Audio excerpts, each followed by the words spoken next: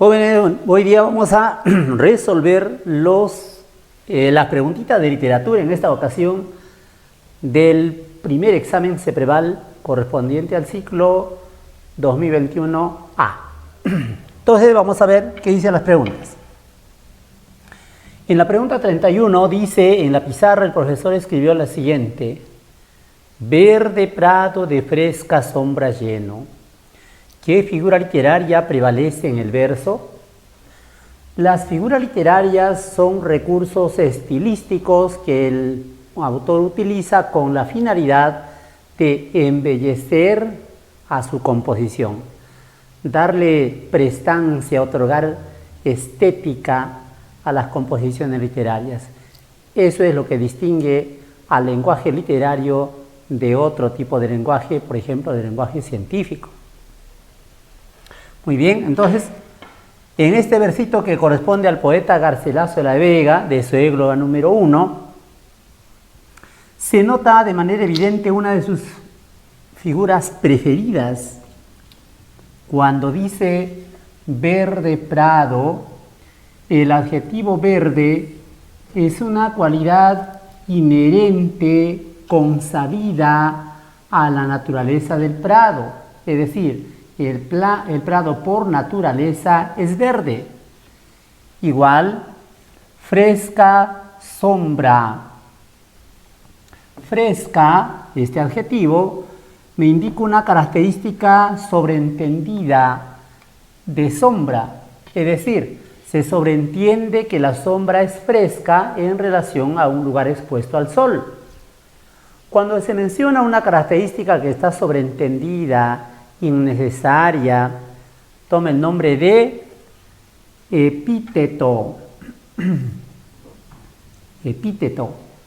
El epíteto es entonces una figura literaria que consiste en emplear adjetivos que indican características o cualidades sobreentendidas. En literatura también no hay que olvidar que hay otro tipo de epíteto, el epíteto sintáctico. Por ejemplo, a Agamenón se le conoce como el pastor de hombres, o el de los ojos de perro y corazón de ciervo, es epíteto. El epíteto de Pedro Bermúdez en el poema de Mío Cid, el mudo. Epíteto de Elena, la de las manos blancas, también son epítetos. Por lo tanto, acá la clave es el epíteto, la E. Sin embargo, basta recordar que hipérbole es la exageración de los conceptos, cuando exageramos algo. Por ejemplo,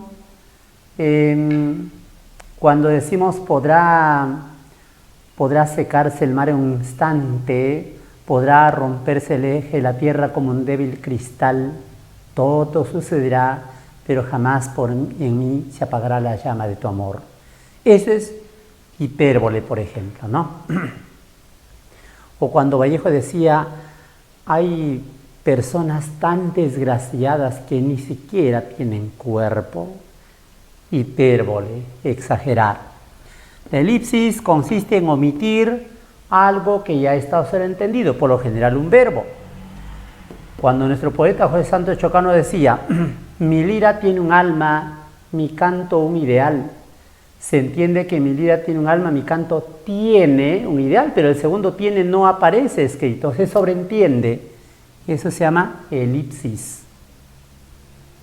La aliteración, por otro lado, consiste en repetir un mismo sonido. Por ejemplo, Garcilaso escribía también, bajo las sombras solo se escuchaba el susurro de abejas que sonaban. Evidentemente la S se repite ahí, bajo la sombra solo se escuchaba el susurro de abejas que sonaban. La fama infame del famoso Atrida, la F se repite a propósito, se llama aliteración. Y la anáfora es la repetición de una palabra al inicio de dos o más versos. Por ejemplo, cuando escribía el poeta Becker, por una mirada, un mundo, por una sonrisa, un cielo, por un beso, yo no sé qué te diera por un beso. Notamos que ahí se repite por, eso se llama anáfora. Bien, respuesta la E. Pregunta 32. Con respecto a la Divina Comedia de Dante Alighieri, señale qué alternativa es falsa. Es falsa. 3 fieras, una loba, una pantera y un león interceptan a Dante. Catón recomienda a Dante y Beatriz no regresen y no crucen el lago. Que regresen y no crucen el lago. El poeta Virgilio guía a Dante por el infierno y el purgatorio. En el paraíso, Dante contempla a María, la Madre de Dios. La guía de Dante en el paraíso es Beatriz. Bien. La comedia, título original de lo que ahora se conoce como la Divina Comedia. Ese adjetivo divina fue agregado por su compatriota Giovanni Boccaccio. Dado el carácter religioso de la obra, le puso el adjetivo divina. De entonces conocemos esta obra cumbre de Dante como la Divina Comedia. Esta obra, muchachos, ha sido pues perfecta en cuanto a su forma, su elaboración. Por eso hoy en día, para indicar que algo es grandioso, algo es espectacular, decimos es algo dantesco, haciendo referencia al autor de esta obra, Dante Alighieri. La Divina Comedia resume todo el pensamiento filosófico y la concepción del mundo en general que tenía el hombre de la Edad Media. De ahí la importancia de esta obra, porque resume, porque sintetiza todo ese pensamiento, esa forma de ver, de concebir el mundo. Entonces, la obra consta de un total de 100 cantos. 100 cantos. En aquellos tiempos también eran considerados números cabalísticos. El 3, que representa a la Santísima Trinidad. El 7 está presente allí. El 9 y el 10. Por ejemplo, el 3 lo vemos en la división en 3 partes. El infierno, el purgatorio y el paraíso. También el número 3 lo observamos en el tipo de estrofa que ha utilizado el autor. El terceto. La obra está escrita en tercetos encadenados, tercetos en decasílabos, encadenados. Y como le decía, pues la obra tiene en total 100 cantos. El infierno hay en realidad 33 cantos, más un prólogo que también se cuenta como un canto, por eso hay 34. El purgatorio 33 cantos y el paraíso 33 cantos.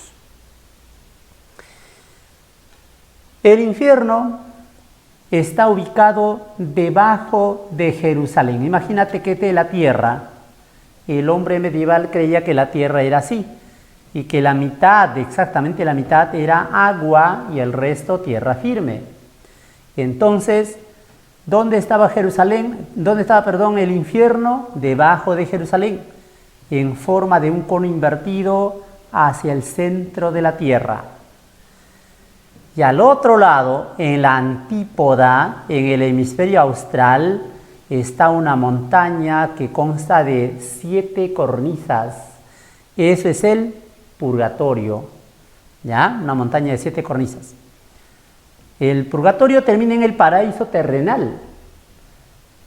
Pasando el paraíso terrenal, tenemos el paraíso celestial, que consta de un total de 9 cielos móviles que giran en torno a un cielo inmóvil llamado Empíreo, donde se encuentra Dios. Entonces, al inicio de la obra, Dante se halla perdido en la selva oscura. No olvidar que esta obra es alegórica. La selva oscura representa al mundo de pecados. Es decir, Dante está perdido en un mundo de pecados y no sabe cómo salir de ese mundo de pecados. Busca salvarse. A la distancia observa una montaña inmensa a donde llegan los rayos del sol. Si tú estuvieras perdido en una selva oscura y a la distancia ves una montaña alta en cuya cima llega el sol, ¿qué harías? obviamente tratar de escalar esa montaña, llegar a la cima y poder ver el panorama y tratar de salir de allá. Eso es lo que hace Dante también. Observa esa montaña a la distancia. Esa montaña representa la salvación. Pero cuando una persona toma conciencia del mundo de pecados en que se encuentra y trata de salvarse, en el camino a la salvación a veces hay tentaciones. ¿Y qué tentaciones? La primera tentación en la que el hombre cae es en el pecado de la carne, la lujuria. Por eso, cuando Dante está acá perdido en la selva oscura y pretende salvarse escalando la montaña de la salvación, en su camino aparece una de estas fieras. ¿Cuál de las fieras? La pantera. La pantera representa a la lujuria. Huye, escapa de la lujuria, va por el otro lado y ahí le está esperando la loba. La loba representa la avaricia, otra de las pasiones humanas que también no permite la salvación de las personas que están en el mundo de pecados. Entonces ya tiene dos fieras. Por un lado tiene a la pantera y a la loba. Va por otro camino y ahí le está esperando el león. El león encarna la soberbia, la petulancia. Entonces, él está rodeado de estas tres fieras y no sabe por dónde escapar. Cuando de pronto ve que algo se mueve entre los árboles ahí en la selva oscura, alguien que se parece a una persona, y preguntó: ¿quién eres tú? ¿Eres hombre u otra cosa? Y la sombra dice: fui hombre, poeta fui de la lejana Troya, con mis versos canté el origen de una nación. Por la descripción que él da, Dante reconoce que se trata de la sombra del maestro Virgilio. Tú vas corriendo: maestro. Virgilio había sido enviado por Beatriz. En la vida real, la tal Beatriz fue Villa de Portinari, mujer a la que Dante precisamente dedica este libro, la Divina Comedia. Tras su fallecimiento, él renegó contra Dios de lo que era antes partidario de los güelfos, partidarios del Papa, pasó a ser un gibelino, partidario de la monarquía, porque sintió que Dios lo había arrebatado la razón de su existencia a Beatriz. Ella había fallecido. Y entonces Beatriz había enviado a Virgilio a guiar a Dante, que estaba perdido acá en la selva oscura. Por eso Virgilio dice: he sido enviado por Beatriz y voy a llevarte hasta ella. Pero el camino que vamos a seguir es sumamente peligroso. ¿Está dispuesto a acompañarme? Obviamente Dante haría cualquier cosa con tal de encontrarse con Beatriz. Acepta de muy buena gana y ambos poetas, tomados de las manos, se internan por el infierno. Y entonces todo el infierno y todo el purgatorio le sirve de guía Virgilio, o mejor dicho, la sombra del poeta Virgilio. Acá encontramos a Minos en el infierno, y a Minos, que es el juez del infierno, y acá en el purgatorio tenemos a Catón de Utica, quien es el guardián del purgatorio. Catón de Utica, en un primer momento, no acepta que Dante continúe con su viaje, pero interviene la sombra del maestro Virgilio, lo hace entrar en razón, y así logran superar ese pequeño obstáculo.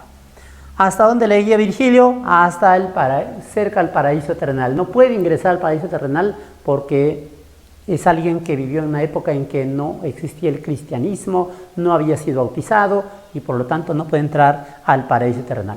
Hasta ahí le sirve de guía. Luego, ¿quién le sucede? Beatriz. Ella se encarga de guiar a Dante por el paraíso y le va indicando: ese es el cielo de Venus, ahí tienes el cielo de Marte, el cielo del cristalino, el cielo de las estrellas, en fin. Y entonces, hasta que ya, llegando por acá casi a la rosa de la beatitud, Beatriz también desaparece. Y el último guía de Dante es San Bernardo. San Bernardo es el que le toma a Dante una especie de examen para ver si estaba en condiciones de gozar de la presencia de Dios. Le hace preguntas: ¿qué es la fe? ¿Qué es la teología? Y una vez que Dante responde satisfactoriamente, le permiten gozar de la presencia de Dios, que se presenta ante él en forma de 3 haces de luz que se entrecortan, es decir, la Santísima Trinidad. Y cuando Dante está ante la presencia de Dios, su felicidad es indescriptible al máximo. ¿Ya? De eso trata entonces la Divina Comedia. Por lo tanto, la respuesta a lo incorrecto sería que Catón recomienda a Dante y Beatriz que regresen y no crucen el lago. Es lo falso, ¿ya? Porque él es el guardián del purgatorio, el que se opone en un principio a que Dante y Virgilio continúen con su marcha. Beatriz no está en el purgatorio de ninguna manera.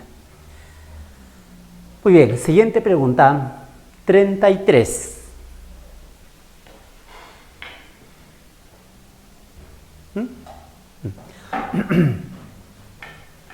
Juan, tras haber leído las obras recomendadas por su amigo Pedro, anota en una hoja los personajes de las mismas, o sea, de las obras.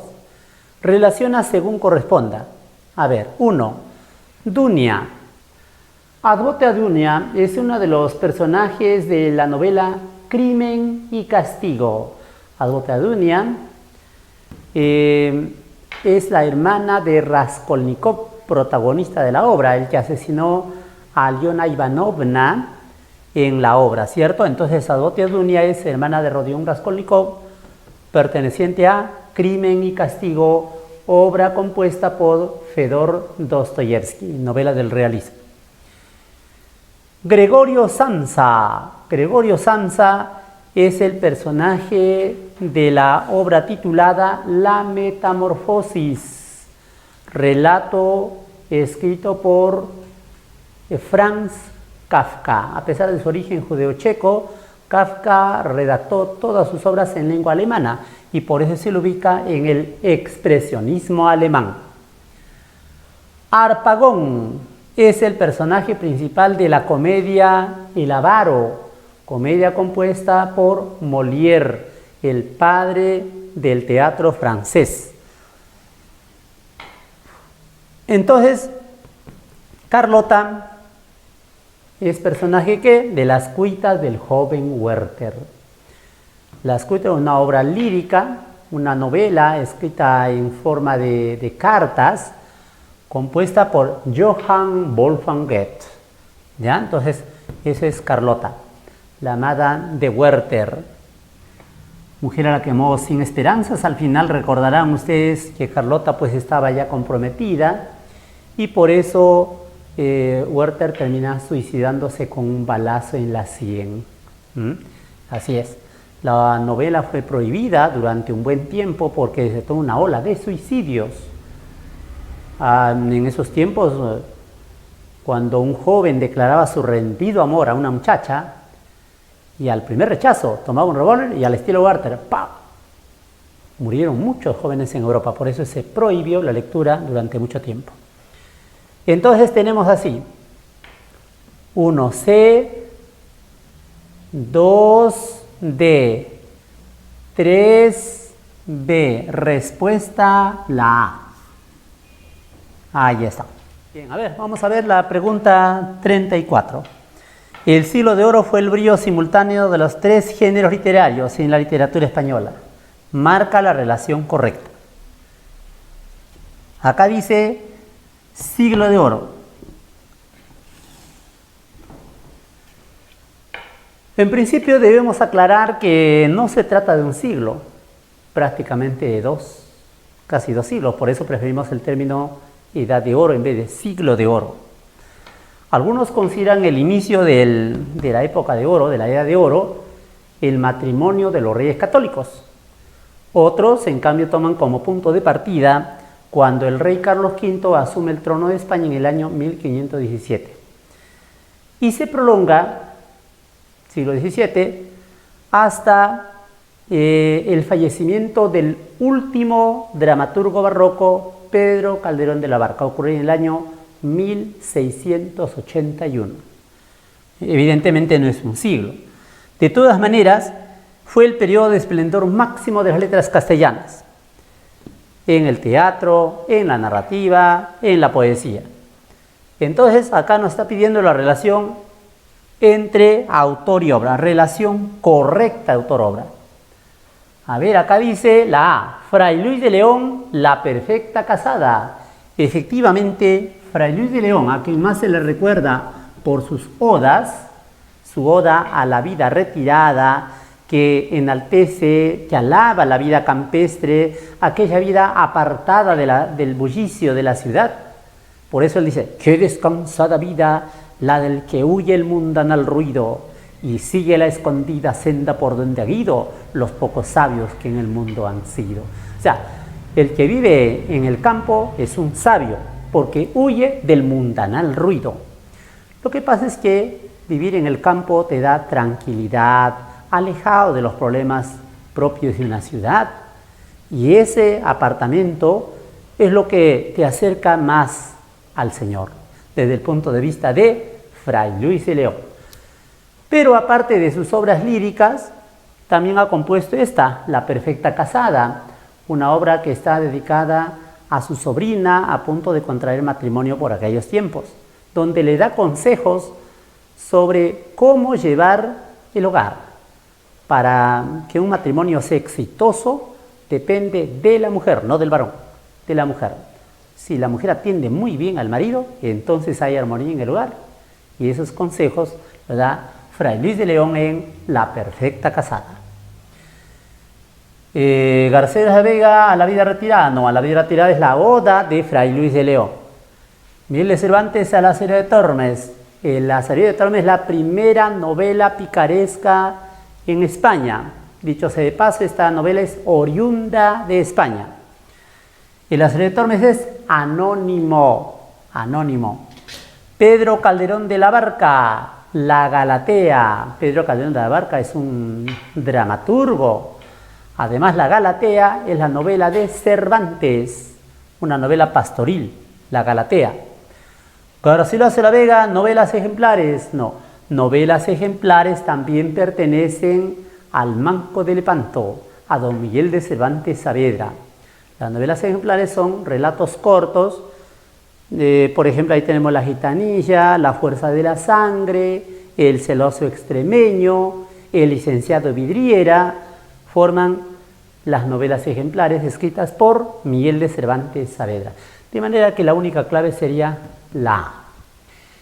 Y la pregunta 35 dice, indica a qué especie literaria pertenece Madame Bovary de Gustave Flaubert. Gustave Flaubert es el máximo representante del realismo francés. Se caracteriza por su exquisitez en el lenguaje, por la pulcritud de la forma. Fue extremadamente cuidadoso al componer sus novelas. Y sobre eso lo que destaca Mario Vargas Llosa cuando declara que dos fueron los autores que más influyeron en su narrativa. Y uno de ellos es Gustave Flaubert, precisamente el francés. Vargas Llosa ha estudiado rigurosamente las obras de Flaubert, incluso ha hecho un ensayo sobre esta novela, Madame Bovary y la orgía perpetua. Madame Bovary es una novela cuyo tema es la infidelidad. La infidelidad. Listo, por lo tanto, la clave de esta pregunta es novela, que es la especie preferida por los autores del realismo.